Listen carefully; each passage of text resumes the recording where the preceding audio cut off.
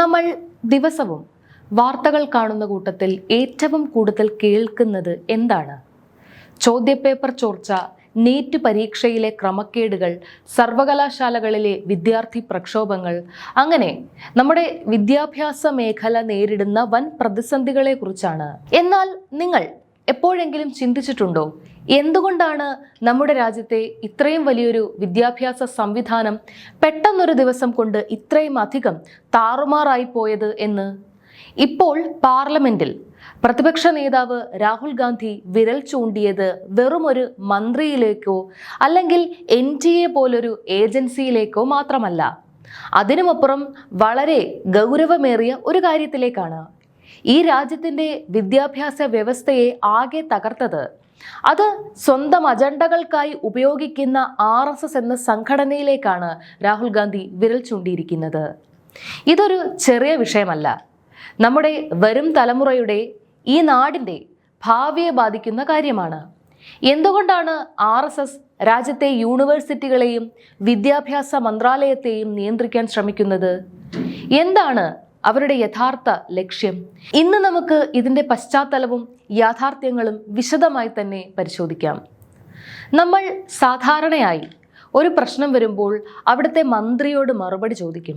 ഇവിടെ വിദ്യാഭ്യാസ മന്ത്രി ധർമ്മേന്ദ്ര പ്രധാനായിരുന്നു. പക്ഷേ സത്യത്തിൽ അദ്ദേഹത്തിനോ അല്ലെങ്കിൽ മുൻപ് ആ കസേരയിൽ ഇരുന്നവർക്കോ അവിടെ എന്തെങ്കിലും കാര്യമായ അധികാരമുണ്ടോ? പാർലമെന്റിൽ രാഹുൽ ഗാന്ധി വളരെ കൃത്യമായി പറഞ്ഞു, ധർമ്മേന്ദ്ര പ്രധാൻ എന്ന് പറയുന്നത് ഒരു വെറും പ്രതീകം മാത്രമാണ്. യഥാർത്ഥത്തിൽ വിദ്യാഭ്യാസ മന്ത്രാലയത്തെയും അതിൻ്റെ നയങ്ങളെയും നിയന്ത്രിക്കുന്നത് മന്ത്രാലയത്തിനുള്ളിലിരിക്കുന്ന RSS പ്രതിനിധികളാണ്. ഇതൊന്ന് ആലോചിച്ച് നോക്കൂ. ഇന്ത്യയിലെ ഓരോ പ്രധാനപ്പെട്ട കേന്ദ്ര സർവകലാശാല എടുത്ത് പരിശോധിക്കണം. JNU, ഡൽഹി യൂണിവേഴ്സിറ്റി, HCU, അങ്ങനെ ഏതൊരു പ്രസ്ഥാനം എടുത്താലും അവിടുത്തെ VC-മാരെയും മറ്റ് തലപ്പത്തുള്ള ഉദ്യോഗസ്ഥരെയും നിയമിക്കുന്നത് അവരുടെ യോഗ്യത മാത്രം നോക്കിയാണോ? ഒരിക്കലുമല്ല. സംഘപരിവാർ അജണ്ടകൾ നടപ്പിലാക്കാൻ താല്പര്യമുള്ളവരെയാണ് അവിടെ തിരികെ കയറ്റുന്നത്. ഇതിൻ്റെ നേരിട്ടുള്ള പ്രത്യാഘാതം അനുഭവിക്കുന്നത് നമ്മുടെ നാട്ടിലെ വിദ്യാർത്ഥികളാണ്. ഒരു വിദ്യാർത്ഥി യൂണിവേഴ്സിറ്റിയിൽ വരുന്നത് സ്വതന്ത്രമായി ചിന്തിക്കാനാണ്, ചോദ്യങ്ങൾ ചോദിക്കാനാണ്, സ്വന്തം കഴിവുകൾ വികസിപ്പിക്കാനാണ്. എന്നാൽ ഇന്ന് നമ്മുടെ യൂണിവേഴ്സിറ്റികളിൽ വിദ്യാർത്ഥികൾക്ക് സ്വന്തം അഭിപ്രായം പറയാൻ സ്വാതന്ത്ര്യമില്ല.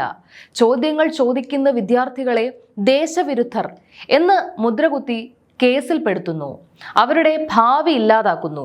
ചുരുക്കത്തിൽ വിദ്യാർത്ഥികളെ വിദ്യാർത്ഥികളായി ജീവിക്കാൻ അവർ അനുവദിക്കുന്നില്ല. എന്തിനാണ് RSS വിദ്യാഭ്യാസ മേഖലയെ ഇത്രയധികം ലക്ഷ്യം വെക്കുന്നത്? എന്തുകൊണ്ടാണ് അവർ പുസ്തകങ്ങളിലെ ചരിത്രങ്ങൾ വെട്ടിമാറ്റുന്നത്?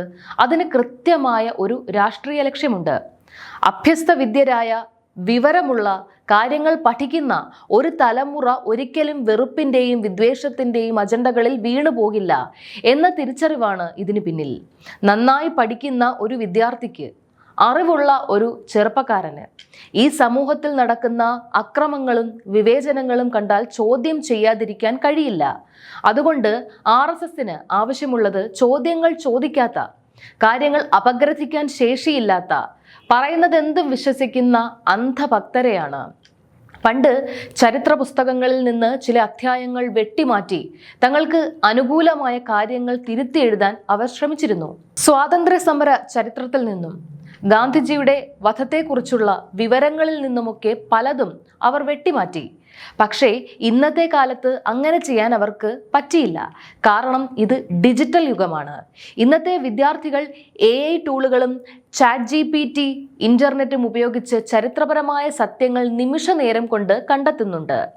ആരാണ് സ്വാതന്ത്ര്യ സമര കാലത്ത് ബ്രിട്ടീഷുകാർക്ക് മാപ്പെഴുതി കൊടുത്തതെന്നും, ആരാണ് രാജ്യത്തെ വഞ്ചിച്ചതെന്നും, ആരാണ് ഗാന്ധിജിയെ കൊലപ്പെടുത്തിയതെന്നും തെളിവുകൾ സഹിതം വിദ്യാർത്ഥികൾക്ക് മുന്നിൽ എത്തുകയാണ്. അപ്പോൾ പ്രൊപ്പഗാൻഡകൾ മാത്രം പ്രചരിപ്പിച്ചതുകൊണ്ട് കാര്യമില്ലെന്ന് അവർക്ക് മനസ്സിലായി.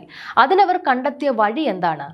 വിദ്യാഭ്യാസ സമ്പ്രദായത്തെ തന്നെ അടിമുടി തകർക്കുക. സമർത്ഥരായ വിദ്യാർത്ഥികൾക്ക് നല്ല ഉന്നത വിദ്യാഭ്യാസം ലഭിക്കാത്ത അന്തരീക്ഷം സൃഷ്ടിക്കുക. പരീക്ഷകൾ അട്ടിമറിച്ച് ചെറുപ്പക്കാരെ നിരാശരാക്കുക. പാർലമെന്റിൽ പ്രതിപക്ഷ നേതാവ് ഉന്നയിച്ച ഏറ്റവും പ്രധാനപ്പെട്ട ചോദ്യം, വിദ്യാർത്ഥികൾ തെരുവിലിറങ്ങി ചോദ്യം ചോദിക്കുമ്പോൾ എന്തുകൊണ്ടാണ് ഭരണകൂടം അവരെ ലാത്തിയും തോക്കും കൊണ്ട് നേരിടുന്നത് എന്നാണ്. സ്വന്തം അവകാശങ്ങൾക്ക് വേണ്ടി സംസാരിക്കുന്ന വിദ്യാർത്ഥികളെ അടിച്ചമർത്താൻ ഉത്തരവിടുന്നത് ആരാണ്?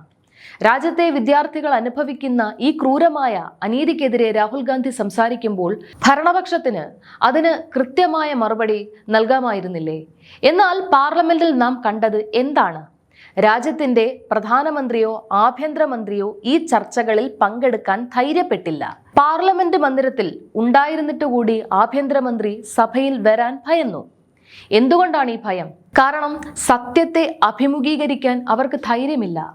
തെറ്റായ നയങ്ങൾ കൊണ്ടും അടിച്ചമർത്തലുകൾ കൊണ്ടും ഭരണകൂടത്തിന് വിദ്യാർത്ഥികളുടെ ശബ്ദത്തെ അധികകാലം അടക്കി നിർത്താൻ കഴിയില്ല. സഭയ്ക്കുള്ളിൽ പ്രതിപക്ഷത്തിന്റെ ശബ്ദം തടസ്സപ്പെടുത്താൻ സ്പീക്കറെ മുൻനിർത്തി ഭരണപക്ഷം ശ്രമിച്ചെങ്കിലും രാജ്യത്തെ യുവാക്കൾ ചോദിക്കുന്ന ചോദ്യങ്ങൾക്ക് മറുപടി നൽകാൻ ഭരണകൂടത്തിന് സാധിച്ചിട്ടില്ല. നമ്മൾ ഇന്ത്യയുടെ ചരിത്രം എടുത്തു നോക്കിയാൽ സ്വാതന്ത്ര്യത്തിന് ശേഷം ജവഹർലാൽ നെഹ്റു ഉൾപ്പെടെയുള്ള നേതാക്കൾ ഈ രാജ്യത്ത് വിതച്ച വിത്തുകളാണ് ഇന്നത്തെ IIT-കളും എയിംസും ലോകോത്തര സർവകലാശാലകളും. ഒരു പാവപ്പെട്ട കുടുംബത്തിലെ കുട്ടിക്കും ഉയർന്ന രീതിയിൽ പഠിച്ചു വരാനുള്ള അന്തരീക്ഷം ഈ രാജ്യത്ത് ഉണ്ടായിരുന്നു.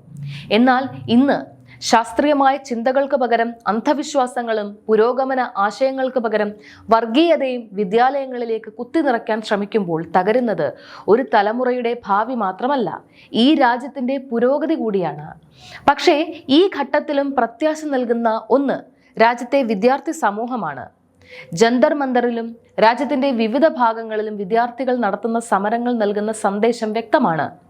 ഞങ്ങൾ നിങ്ങളുടെ അന്ധഭക്തരാകാൻ തയ്യാറല്ല. ഞങ്ങളുടെ ഭാവി നിശ്ചയിക്കാൻ നിങ്ങളെ അനുവദിക്കില്ല. പാർലമെന്റിൽ രാഹുൽ ഗാന്ധി സംസാരിച്ച ആ വാക്കുകൾ വെറുമൊരു രാഷ്ട്രീയ പ്രസംഗമല്ല. അത് ഈ രാജ്യത്തെ കോടിക്കണക്കിന് വരുന്ന വിദ്യാർത്ഥികളുടെയും യുവാക്കളുടെയും ആത്മാഭിമാനത്തിന്റെ ശബ്ദമാണ്. നമ്മൾ ഓരോരുത്തരും ചിന്തിക്കേണ്ട സമയമായിരിക്കുന്നു. നമ്മുടെ സഹോദരങ്ങളുടെ അല്ലെങ്കിൽ വരും തലമുറയുടെ ഭാവി അന്ധകാരത്തിലേക്ക് തള്ളിവിടാൻ നമ്മൾ അനുവദിക്കണോ? വിദ്യാഭ്യാസത്തെ രാഷ്ട്രീയ നേട്ടങ്ങൾക്കും വെറുപ്പിനും വേണ്ടി ഉപയോഗിക്കുന്നവർക്കെതിരെ നാം ഓരോരുത്തരും ശബ്ദമുയർത്തേണ്ടതുണ്ട്. ഈ വിഷയത്തിൽ നിങ്ങളുടെ അഭിപ്രായം താഴെ കമന്റ് ബോക്സിൽ രേഖപ്പെടുത്തുക. നന്ദി.